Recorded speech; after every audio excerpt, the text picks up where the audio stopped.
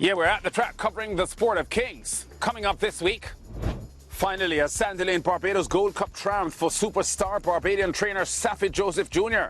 This 7-year-old gelding bringing unbridled joy to his connections, including co-owners One Guyana Racing. On a Gold Cup day with a strong CARICOM flavour, the brilliant Trinidad Tobago entry Hello World, much too good for the Tanglewood field. And the Sandy Lane Spar sprint, predictably, to Sir David Seale's Renaissance Frolic and Jamaican trainer Andrew Nunes.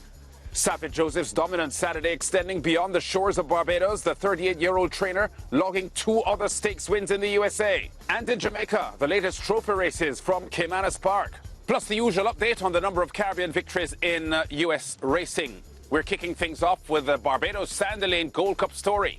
This, the 42nd staging at the Garrison Savannah Racetrack and under Sandy Lane Hotel sponsorship for the 27th consecutive year. A small field of 8, but the quality of the event exemplified by the presence of interest from big-name US trainers Todd Pletcher and Chad Brown, and the Barbadian Saffie Joseph Jr., currently North America's #1 trainer this season.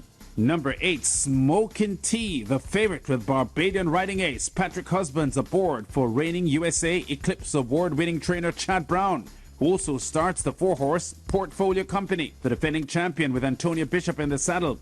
Number 1, last year's beaten Gold Cup favourite Jerry the Nipper, conditioned by US Hall of Fame trainer Todd Pletcher.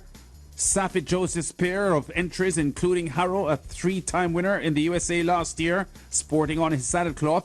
The number 6, that's how many times his jockey Rashid Hughes has been champion in Barbados.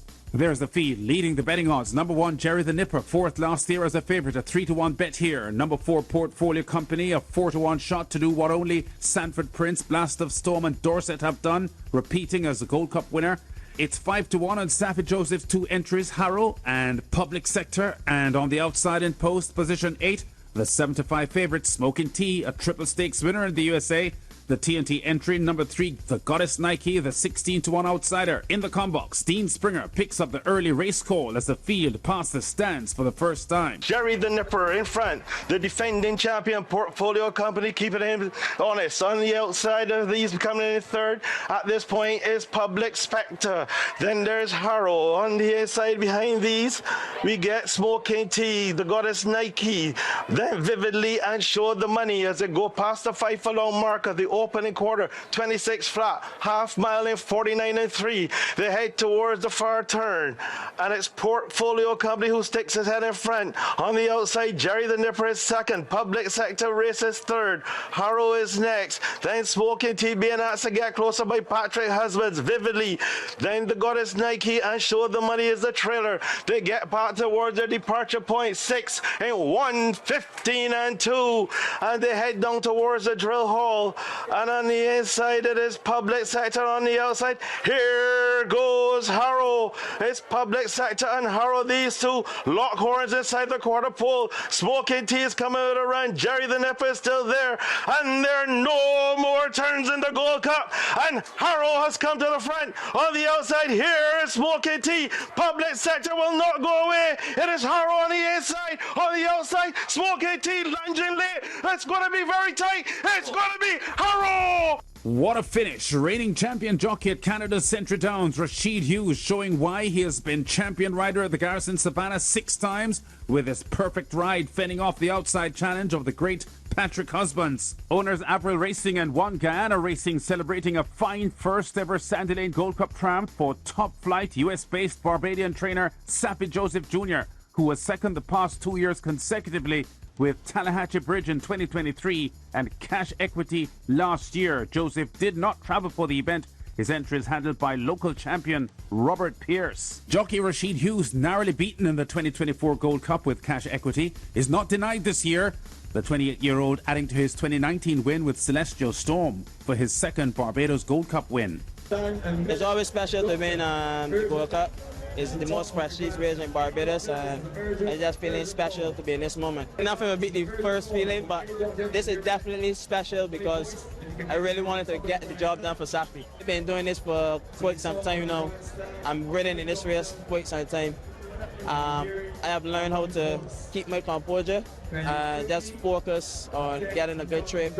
At 5-1 odds, Harrow lands the US $107,000 Sandalane Barbados Gold Cup, CARICOM's second richest horse race, by a length over the favourite Smoking Tea with Jerry the Nipper third. A pretty slow 1 minute 55 3/5 the winning time on a Garrison turf, listed as good to firm. Winning groom Christopher Lafond lands his second Gold Cup, having scored with Dorset in 2016. Now to the secondary Gold Cup Day feature, the 10 furlong Tanglewood Stakes with a purse of $35,000 US, a big 14-horse field and a history-making result, watched by Neil Gill in the combox. It looks like on the outside, Hello World, who picks it up. Hello World and Undisputed as they come with just about a furlong and a half to go. And it is Hello World who picks it up and begins to dart away. Undisputed is trying. On the outside, here comes Princess Aruna, and down the stretch they come. And it's Hello World, Princess Aruna, Hello World will win the Tanglewood. The brilliant 5-year-old Hello World makes history. The first TNT entry ever to win in 22 years of the Tanglewood. New TNT champion jockey Dylan Kellewan also becomes only the second non-Barbadian rider to win the Tanglewood after Britain's Daryl Holland with Walk On By in 2010. TNT's current number one horse, Hello World, in his first run since the TNT Gold Cup victory in December at Santa Rosa Park, shows his undisputed class. His 9th consecutive win this for champion trainer John O'Brien and owners Poon Tip Stud Farm.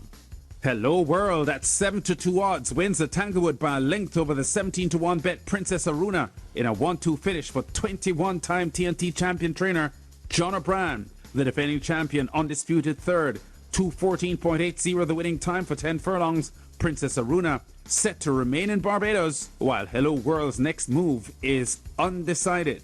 Not leaving Gold Cup Day coverage without recapping this massive win by Renaissance Frolic in the Sandalane Spar Sprint. The multiple stakes winner in the USA, confidently handled by jockey Ray Williams. On the outside in the red cap, that one is Renaissance Frolic who's picking it up. Inside the final furlong, they come in the Spar, and it is Renaissance Frolic in front. In on the inside is Dominus. Between horses, better passes, trend is all, but it is all over. Murder shouting. It is Renaissance Frolic. 6 wins in a row this for Sir David Seale's Renaissance Frolic. The 10-year-old veteran lands his 9th win at the Garrison Savannah and 18th lifetime victory, giving jockey Ray Williams and trainer Andrew Nunes each their first Sandalane Spa Sprint triumph.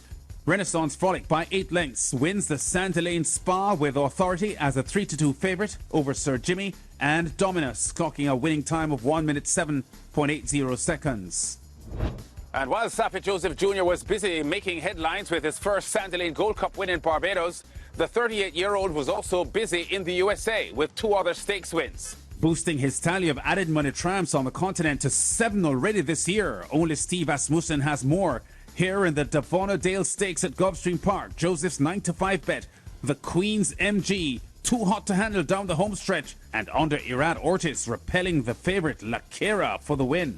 Ortiz aboard for a 2 3/4 length victory as Saffie Joseph continues to rule the Gulfstream Championship meet with 58 wins, 26 ahead of his nearest rival. His lead solid as he speeds toward a 12th straight seasonal title at the Florida racetrack. The Queen's MG wins the $215,000 Davona at 9-5 odds over the favourite La Cara, clocking 137.85 for the mile in a 4th career win and 3rd stakes success that puts her on the Kentucky Oaks Trail. Over 500 miles to the northwest of Florida, Saffie Joseph grabbing more headlines at Oakland Park in Arkansas, making the Down the Dusty Road Breeders' Stakes look easy with the favourite Hall in Ice and jockey Francisco Arrieta by 6 lengths. The 2024 Arkansas Bred Horse of the Year Hall in Ice wins the $150,000 Down the Dusty Road Breeders' Stakes by 6 lengths, clocking 110.26 for the 6 furlong sprint for trainer Saffie Joseph, who had 7 wins overall in the past week.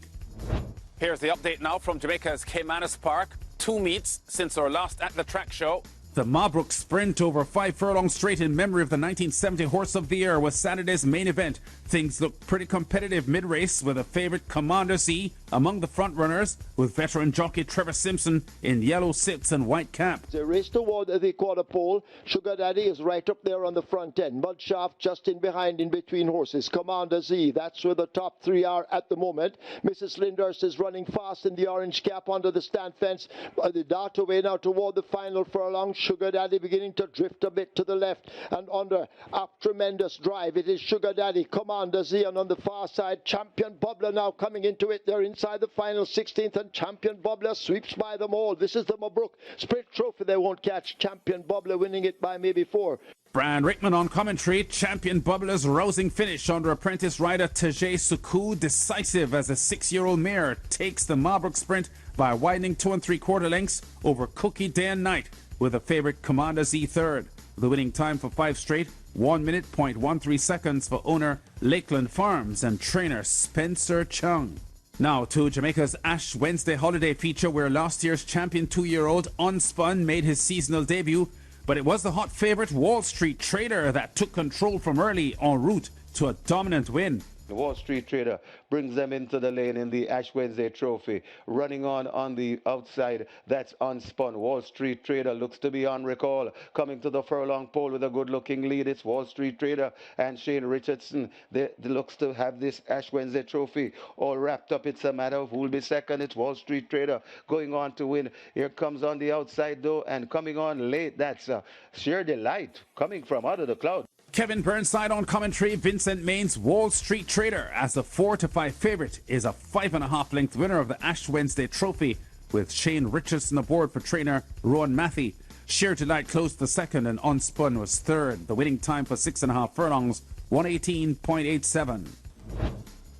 Our weekly tally of Caribbean wins in the USA now before we go. In the past week, since our last show, I've counted 23 victories, among them jockey Romero Mirage from the prolific Jamaican Mirage family. He had 2 wins at Aqueduct. There were 3 wins for the St. Croix-born jockey Kevin Krieger at Turf Paradise, where Jamaican riders Shamari Muir and Kiaman McGregor also won. Jamaica's champion trainer Jason Acosta had 2 wins at Mahoning Valley, and the former exercise rider in Jamaica Anthony Radcliffe had 2 wins at Charlestown in West Virginia. We've been at the track, covering top stories and exciting races in the Sport of Kings.